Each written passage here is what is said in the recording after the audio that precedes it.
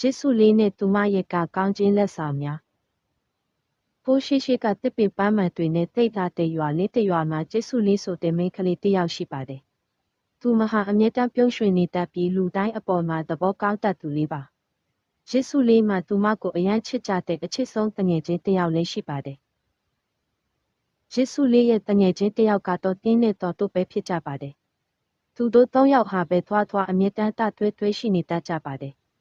တင်းနဲ့တော်ကယေစုလေးထက်အသက်ပိုကြီးကြတာမို့ယေစုလေးကိုသူတို့ရဲ့ညီမအရင်လေးတစ်ယောက်လိုဂရုစိုက်ကြပါတယ်။တငယ်ချင်း၃ယောက်ထဲမှာယေစုလေးကအငယ်ဆုံးဖြစ်ပေမဲ့သူမဟာစိတ်ထားသိပ်ကောင်းပါတယ်။တငယ်ချင်းတွေကြားမှာနားလည်မှုလွဲတာမျိုးရှိရင်လည်းယေစုလေးကအမြဲတမ်းစိတ်ရှည်လက်ရှည်နဲ့ဖြေရှင်းပေးတတ်သူပါ။သူတို့တွေဟာတစ်ယောက်နဲ့တစ်ယောက်အပေါ်မှာတီးခံခြင်းနားလေခြင်းတွေနဲ့ခိုင်မြဲတဲ့တန်ရောစဉ်ကိုတည်ဆောက်ထားကြပါတယ်။ဘယ်လောက်ပဲအလုပ်ရှုပ်နေပါစေယေစုလေးအတွက်ဆိုရင်တော့တင်းနဲ့တော်ကအမြဲတမ်းအချိန်ပေးတတ်ကြပါတယ်။တင်းနဲ့တော်ကယေစုလေးကိုအလှပြင်ပေးရတာအယံဝါဒနာပါကြပါတယ်။ယေစုလေးနဲ့လိုက်ဖက်မဲ့အဝတ်အစားလေးတွေကိုရွေးချယ်ပေးတတ်တယ်လို့အထဆုံးဖြစ်အောင်လည်းဖန်တီးပေးတတ်ကြပါတယ်။တော်ကလည်းယေစုလေးအတွက်ချစ်စရာကောင်းတဲ့လက်ဝတ်ရတနာလေးတွေနဲ့အတော့အဆောင်လေးတွေကိုပြင်ဆင်ပေးပါတယ်။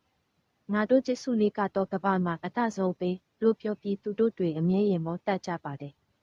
။ယေစုလေးဟာသူမရဲ့တငယ်ချင်းတစ်ယောက်ကိုသိပ်ကိုယုံကြည်ပါတယ်။ဘယ်လိုရှုပ်ပြက်ချက်မျိုးပဲဖြစ်သူတို့ကိုပြောပြဖို့ဝန်မလေးပါဘူး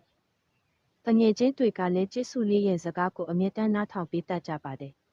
။ဒီခါတလေစိတ်ညစ်စရာတွေကြုံလာရရင်လည်းတင်းနဲ့တော်ကယေစုလေးကိုဖက်ထားပြီးအားပေးတတ်ကြပါတယ်။သူတို့ရဲ့မေတ္တာတွေကြောင့်ယေစုလေးဟာအမြဲတမ်းနှွေးထွေးမှုကိုခံစားရပါတယ်။ယေစုလေးကငါမှဒီလိုချစ်ဖို့ကောင်းတဲ့တငယ်ချင်းတွေရှိတာဟာငါရဲ့ကုသိုလ်ကံတစ်ခုပဲလို့တွေးမိပါတယ်။သူမဟာတငယ်ချင်းတစ်ယောက်ကိုရခဲ့တဲ့အတွက်နေ့တိုင်းကကောင်းတယ်လို့ခံစားနေရပါတယ်။